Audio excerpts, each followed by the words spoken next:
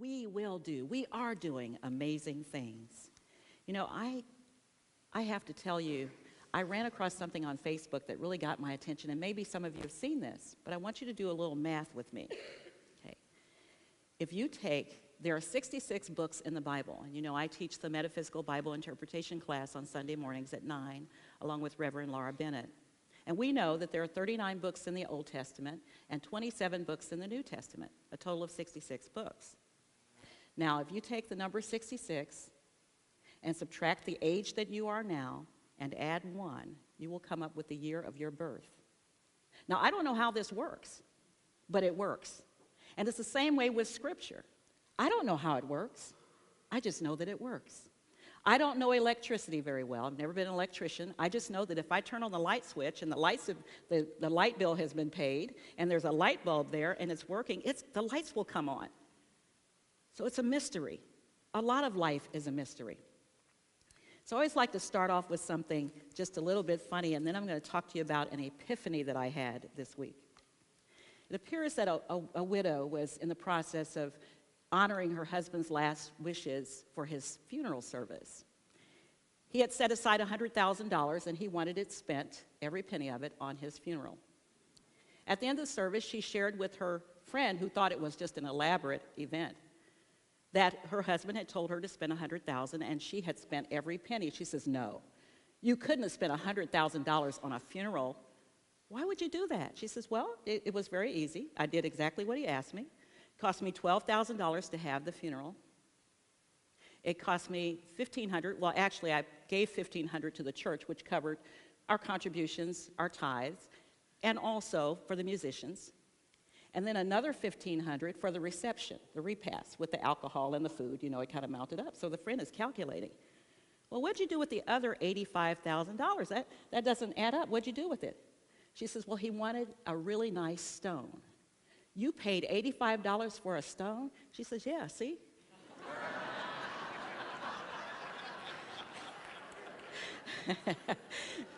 So I want to talk to you about stones today.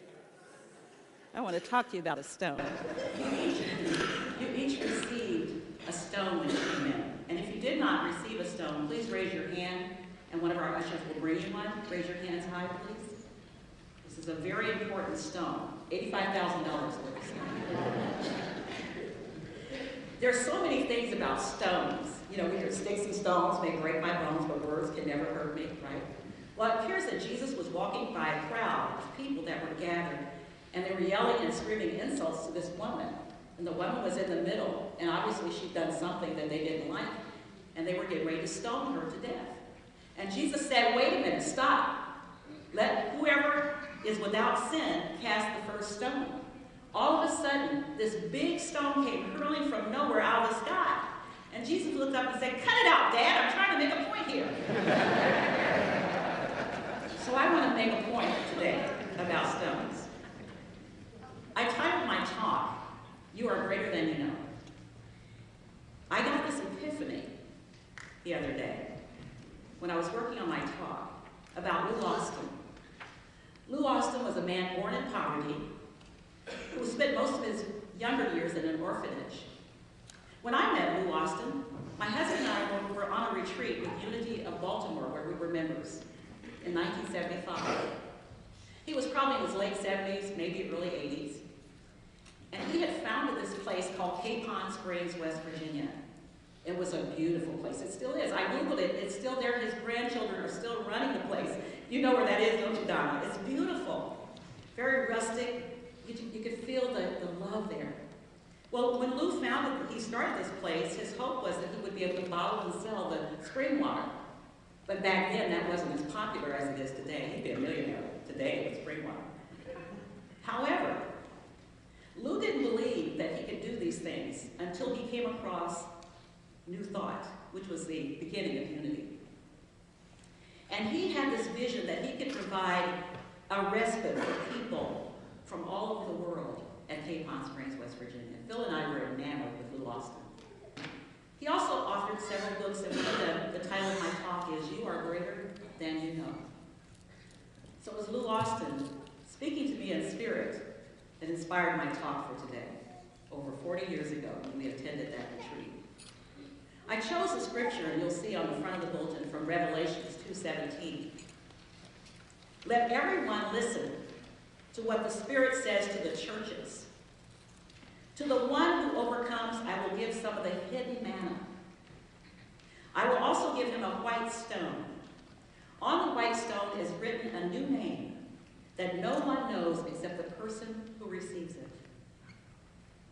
Now, the Bible is compartmentalized into all these books, right? So the first book of the Bible is the beginning. The word Genesis means beginning. It's the beginning of human consciousness. It's our infancy. And when you read those stories metaphysically, beyond the physical, you'll understand that this is a story about us. And at the end of the Bible, the book of Revelation. And what is a revelation? It's an epiphany. It's an aha experience. It's when something miraculous is revealed to you in spirit. I called Silent Unity last night because I was struggling with my talk today. I wanted to walk across the stage and not have to depend on my notes. And I wanted to say something that would resonate with you, that you could take home with you, that would guide you through the year.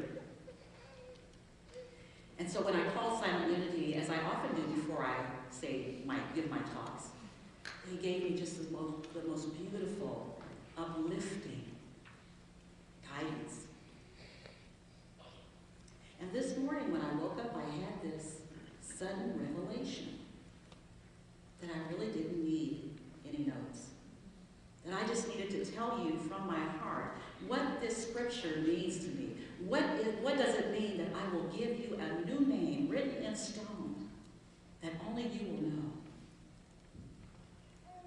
There are 99 references to rocks and stones in Scripture. And there are hundreds of references to things that we consider idioms, like written in stone. When something is written in stone, that means it's permanent, unchanging. The very first reference to this is found in the book of Exodus, the very second book in the Bible. In that book, Moses is given a tablet by God, according to the story, on which is written guidance for the Israelites to live by. And Moses gets so upset that he can't get his point across, that they are doing other things and not listening, that he breaks the tablet. And God gives him another tablet containing the 10 basic laws for us to live by. Written in stone. Now, some of the other idioms you've heard of, you may not realize, come from Scripture. Like, for example, a leopard cannot change its spots is in the Bible. Another example that you're probably most familiar with is that we say things like an eye for an eye and a tooth for a tooth, an idiom. It doesn't mean what it sounds like. We know leopards can't change their spots, but what does it mean to us that a leopard can't change its spots? We hear that we read in Ecclesiastes that there is nothing new under the sun. Nothing new under the sun. So how does that relate to a new name? We're going to get to that. How can I get a new name if there's nothing new? And so, when we think about this new name, I put something in the bulletin today to help you with this, because it's not something that happens easily and effortlessly, and sometimes we get an inkling of what we're here to be, and sometimes it takes the whole year to realize it. There's an insert in the bulletin, and on the front of it are 4 quadrants. What would you love in 2017? What would you have? What would you do? What would you be in 2017? Name it and claim it. Relationships, health, vocation, what is yours to do? Time and money freedom. Now, I didn't create these. These came from our prosperity class, Mary Morrissey's Prosperity Plus class, and we'll be offering it again in the spring. But these are the things that call to us, almost every one of us, as we live our lives on a daily basis. We'll handout later. But for now, I want you to be thinking about what are you here to be? What is your calling in 2017? Last week, Duke gave us a challenge with the burning bowl. How many of you were here for the burning bowl ceremony? Wonderful. And there may be some of you who don't know a thing about what I'm talking about. So let me explain. In Unity, we have a practice called the burning bowl, right at the beginning of the new year. Now, some churches do it right at the end of the year, before the new year. And some do it later than that. We start with the new year. We give you a piece of paper on which you write something or things that you no longer wish to carry forward into the new year. And then you walk around upstairs or here, and there's a large bowl with fire in it. And you place that, whatever it is that you're releasing, in the purifying fire. And you pick up an angel card on which is written something just for you. Just for you. Now, my card said healing. And for me, that means healing in the physical, emotional, spiritual body, relationships, what I do, how I do, what I choose to be, and freedom in time and money in all areas of my life. Now, if you got one of those angel cards, it may not have spoken to you just yet. One year, it took me a whole year to figure out what that really meant for me. But when I did an assessment of my life and started to think about things that occurred that year, I realized that that particular word, courage, was necessary for the whole year. There were always things coming up that enabled me to have opportunities to grow more courage. So my card this year is providing me opportunities to become more whole in mind, body, and spirit, and healing. So, this thing about written in stone, where does that come from? Well, this is the white stone ceremony. And I read to you the scripture on the front of the bulletin. But it also comes from an ancient practice where when prisoners were released, they were given a white stone to symbolize a new life, a fresh start. And we begin each new year with these resolutions because we think this is a way to get a fresh start. And sometimes they work. But I don't know about you, but every year I have these resolutions that keep coming back, and I keep coming back. I'm going to lose 20 pounds. And then next year, I have that same resolution. I haven't lost the 20 pounds. Maybe I've gained 5 more. But I keep moving in that direction. It takes practice. It takes practice to let go of that no longer serves you. And it takes practice to focus on that by which you are called to be in the new year. And because it is given to you in secret, only you know what that is that you are called to be.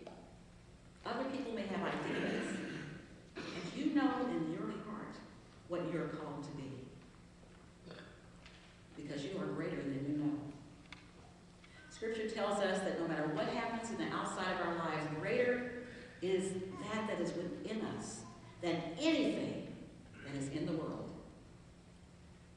And it goes to what Richard was talking about earlier, the workshop. He talked about the spirituality of the workshop that he's going to be doing to help us get beyond the circumstances, the appearances that seem to be negative, and see what good can come from this. How can we make 2017 our best year yet? No matter whether we agree or disagree with the results of the election, we can choose how we feel about anything. We can choose how we react to anything. We can choose not to be dragged down by anything. We can choose to be lifted up, and in so doing, lift others up. We can choose. And I'm sure when Marianne Williamson comes, and I hope you'll all come for that, she is phenomenal, she will talk about that. That we do get to choose. We do have choices. We do make a difference. Everyone in here counts, and everyone matters. So, how do we apply this white stone? That's really what my talk is about today, the lesson. So I want to take you back to the Christmas story and the 3 wise men, representing our spirituality. So these these men are on this journey to find this Christ child. And they're given instructions by Herod, who wants to destroy the Christ child, to come back and tell him when they find the Christ child where he can find him so he can worship the Christ child. So the men go on this long journey bringing these three gifts, gold, frankincense, and myrrh. They follow a star. They're said to be astrologers, so they knew something about following stars. The star represents the light, the enlightenment of our being. We are all enlightened beings. Whether we choose to activate our enlightenment or not is up to us. But the star represents enlightenment.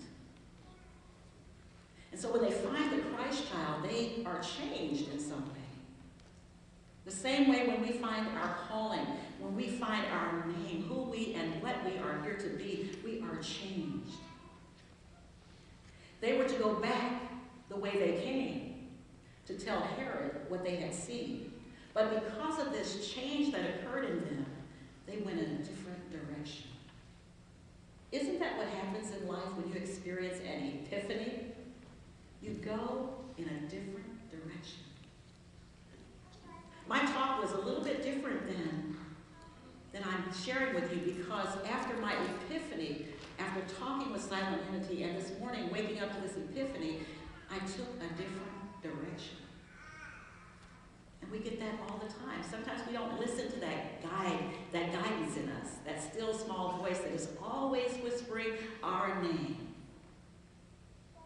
That's what that scripture means when it says to those, in some versions it says to those who have ears to hear.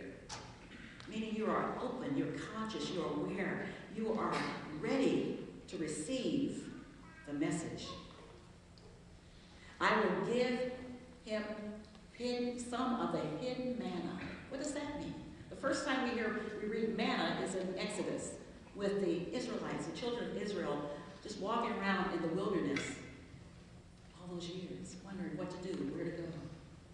And God, they're hungry, and God sends manna from heaven. Substance. But this manna is spiritual substance. That's what it stands for. I will give you everything you need. Manna is the same as when Jesus saw the woman at the well, wanting water, who wasn't supposed to be there, who was shunned by everyone else. And Jesus wasn't supposed to talk to a woman, let alone this woman. She says, I'm thirsty. He says, I will give you living water, and you will never thirst again. That's manna. That's that spiritual consciousness that only you can receive for yourself.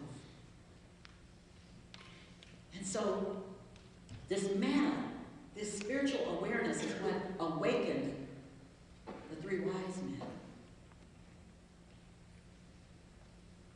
And what does it mean, the white stone? What's that about? I shared with you the ancient story about prisoners. When they were released, they get a white stone. And sometimes guests coming into the house would get a white stone as a symbol of welcome.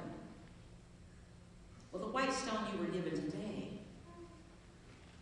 you and only you will know what goes on that stone. Imelda Shanklin, who authored the Daily, who was editor-in-chief of many Unity publications for many years, and authored the Daily Word, was the leader of the Daily Word for many years, back in the early 1900s, wrote, "What are you?" You know, usually when someone asks you your name, you tell them who you are. I'm Sandra Campbell, and what you do. I'm an associate minister at Unity Temple on the Plaza. I'm a grandmother. I'm a wife. We describe ourselves in those terms, but what you are is what goes on that stone. What are you called to be? What is calling you in those four quadrants of your life? Health, relationships, vocation, freedom. What is calling to you? For you who are tuned to spirit, for you who are open and conscious and awake and enlightened, and can hear the voice of spirit whispering in your soul, I will give you all the substance that you need to be what you are called to be. I will give you a new name, and it will be written in stone. And only you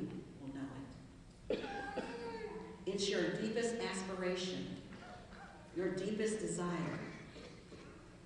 Only you will know it. Marianne Williamson, who, like we've said, will be here, in her book, A Return to Love, has a famous quote that most people know. In fact, some have erroneously attributed it to Nelson Mandela's inaugural speech, but actually it was Marianne Williamson who said these words. Our deepest fear is not that we are inadequate. Our deepest fear is that we are powerful beyond measure. It is our light, not our darkness, that frightens us. We ask ourselves, who am I to be brilliant? Who am I to be gorgeous and talented and famous? Actually, who are you not to be? You are a child of God. Your playing small does not benefit the world. There is nothing enlightened about shrinking so that people won't feel insecure around you. We were born to make manifest the glory of God that is within us. It's not just in some of us, it's in all of us. And when we let our light shine, we unconsciously give other people permission to shine their own. As we are liberated from our own fear, our presence automatically liberates others. So what is Marianne saying here? She's saying, as in Matthew 5:14, you are the light of the world. You are the light of the world. She's saying, as Lou Austin said, you are greater than you know. Think about this as we take this into the silence of our being and listen to Spirit calling your name. What are you here to be? How are you to let your light shine in 2017? Hold that thought and take that substance, that stone into your hand and feel the vibration and listen to Spirit calling the name and write it